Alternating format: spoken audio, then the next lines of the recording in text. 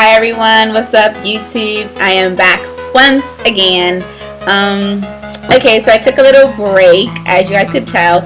If you don't know where I was or why I was out, if you're not following me on Instagram, that's why you don't know. But if you're following me on Instagram as well as Twitter, you know where I was and why I haven't been here for a while.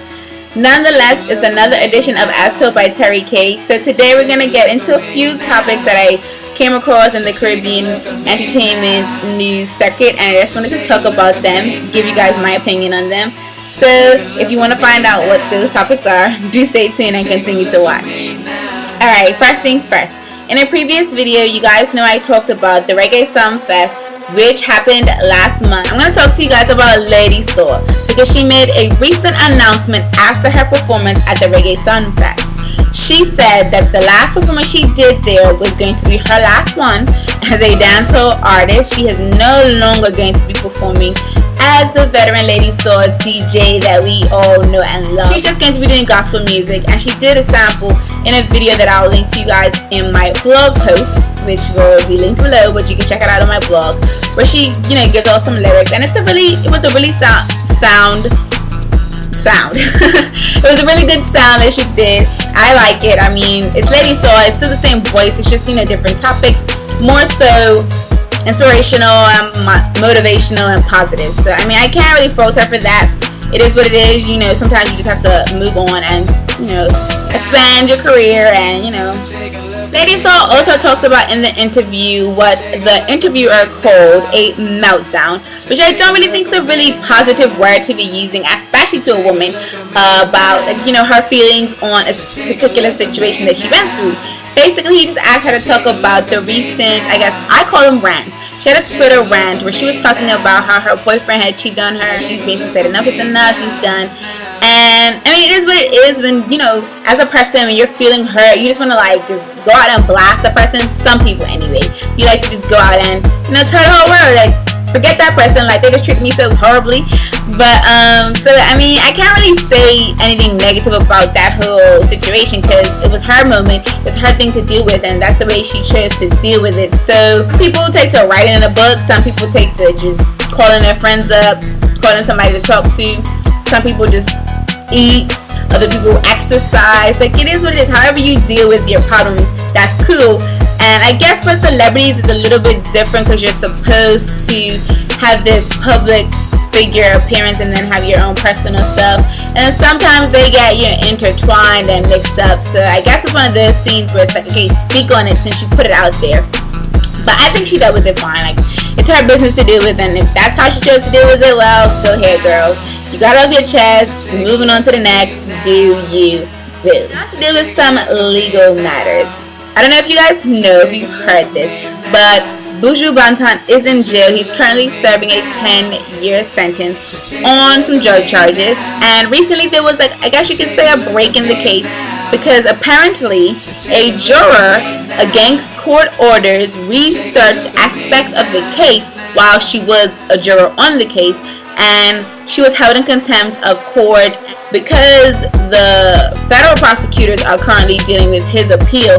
They've opted to not try juror Terri K, who was the one charged with and held in contempt of court, which I kind of think is a cop-out on the Fed's part. But I understand because when you're on a case, you're trying to focus on that case. You want to make sure that everything for that case is set in stone. You don't want to kind of go back in between another aspect of the case and then come back to the main case. So I do think that someone should pick up the case, because it's not fair for a juror to be able to research somebody, especially a celebrity, or research any part of the case and then be held in contempt for that and then just get off. That's just basically saying because you did your citizen duty and you served on the jury, that's fine.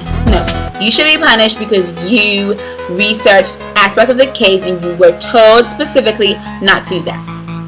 But yeah, Buju Banton, the earliest date he can be released is February 2019, which is 6 years away. So that means he's already served at least 4 years. Another dancehall artist who is currently behind bars. This one is actually behind bars in Jamaica. I'm talking about Vybz Kartel. Recently, he was found not guilty for one of the murder charges that he has, he's been charged with. He actually has been charged on 2 murder charges. Basically, on July 24th, the home circuit court judge, Brian Sykes, told the jury that they would have to basically find Vybz Kartel not guilty because the prosecution didn't do their just due as far as making sure that the case was solid and fell apart after about a week and a half of the trial. So the judge just basically said, you know what, your case is falling apart, let's just, stop with all that. I have said, in my opinion on the whole Vybz Kartel case is simply this. I want justice to be served for the accused and the victim, especially the victim, because there's no one to speak on their behalf, and that's what the prosecution's job is. They're supposed to speak on behalf of the victim, not the victim's family, the victim, the person who the crime was committed against. Now, if that person's deceased, if that person is underage, minor, whatever the case may be, that's the prosecution's job. Now, the defense's job is to put in the minds of the juror, by presenting the case, that beyond a reasonable doubt their client did or did not do this. Basically did not do this. But they have to prove beyond a reasonable doubt that their client didn't do it. Man has been in jail for 2 years. 2 years Vybz has been in jail, or about a year and a half. And you mean to tell me that you have not collected enough evidence to put this man behind bars for real, like to sentence him? You mean you held him behind bars without bail while you were supposed to be getting evidence, having witnesses to testify and the night, and nothing happened? So after a week and a half. So you mean after 8 days? Because business week is 5 days, and then a half of that 2.5. So I'll give you 8 days. I'll give you 8 days, and you cannot prove beyond reasonable doubt that this man did it. That's why your case got thrown out. That's why it's not guilty. On to some American artists who, have some Caribbean in them, or Caribbean people that they deal with. The first one I want to talk about is Busta Rhymes. I've talked about this song before, and it still doesn't sweet me by any means, but I did recently watch the music video for it, and it's like, honestly, it's okay. It's not a great video, and that's just by standard of any music video. It doesn't even matter the genre. That video is just not that great. But if there was some cool moments, there were cute things, kind of comedy that was played out in the video, as far as Busta Rhymes and the love interest Tosh, and just how he was dealing with the scene. It was kind of cute. There was also a little dance set between a group of girls and a group of guys. Not really a battle, but and then Nicki Minaj in the video, of course, she did her verse and her little whine, which I think she definitely has a decent whine. Some moments were just not that great, but she had a good enough whine to hold her own in the video. Now there's a Twerk It remix. I'm gonna call it remix because this version features French Montana, Jeremiah, Neo, T.I., and incarcerated Vybz Kartel, which I think is going to be a very interesting little single there, because French Montana has that great song with Nicki, Freak of the Week. I love that song. My last topic for today, Chris Brown. Oh my gosh, Chris Brown. I love me some Chris Brown. I used to love me some Chris Brown back in the day. I'm not that big of a Chris Brown stan these days, but because he does some crazy stuff, he's just wildin'. And basically he said recently that his latest album, the one that's upcoming, 10 or X, however he decides to call it, it may be his last album, as he is thinking about leaving the music business.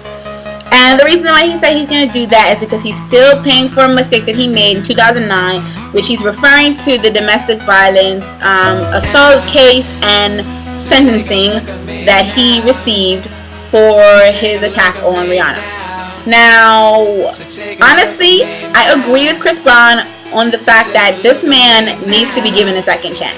Okay, if people keep coming at this man about him hitting Rihanna, the situation, showing her with the beat up face, he's never going to be able to reform. Maybe he should get counseling. Like, maybe there's some other things going on in his world that he needs to fix up.